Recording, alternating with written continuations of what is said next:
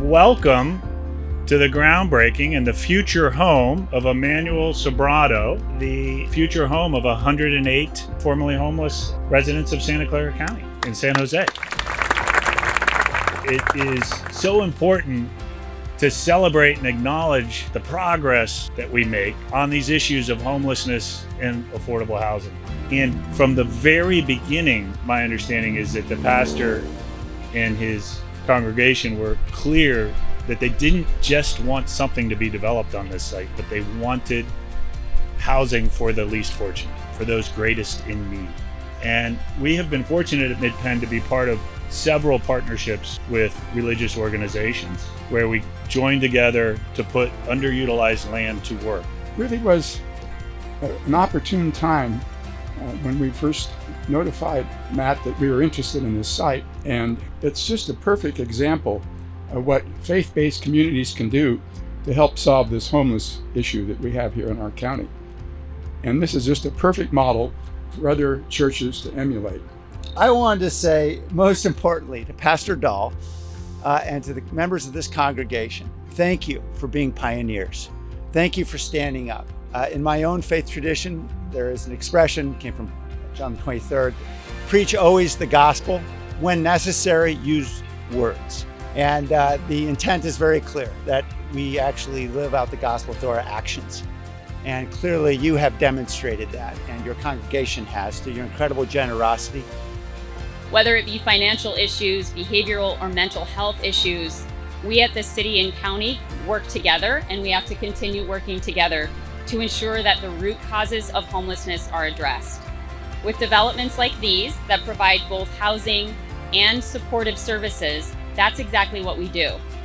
We ensure that folks have a place to live and also the resources that they need to stay housed. This is how it's done.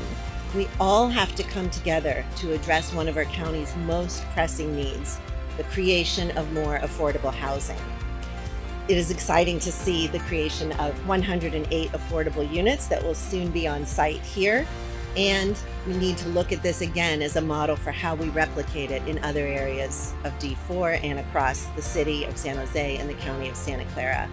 I do want to say, I think that we are both the county and city's housing authorities, but really neither. I really think of us as the community's housing authority, that we are entrusted as stewards of public funds to do what's right for the broader community. And of course, that's in collaboration with the county and the city, but it's also in partnership with faith-based organizations, nonprofit, for-profit developers. The list goes on and on about who our partners are, but the people who I think we really serve are the low and very low-income families throughout this community. Hebrews 13, do not neglect to show hospitality to strangers, for by some means we have entertained angels unawares. So we're inviting a whole host of angels to occupy this site. We've done some extensive research and concluded that this particular site is uniquely situated in Silicon Valley for mission development. And how are we going to do this? Here we are at the confluence of two major highways, next to a college, next to Valley Medical Center. How are we going to do this? And what we had in mind was developing a mission that is based on hope and healing. Hope and healing.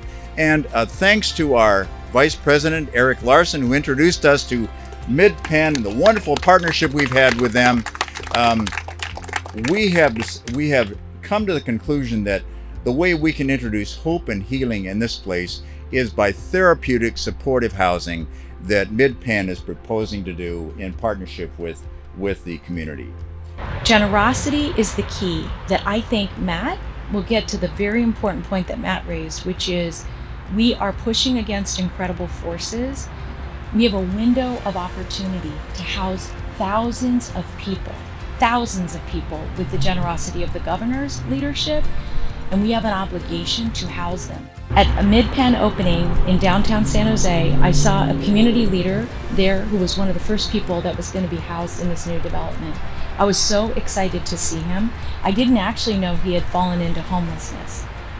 I went to give him a hug to say congratulations, and he whispered in my ear, he said, do more and do it faster. I left so many friends on the street.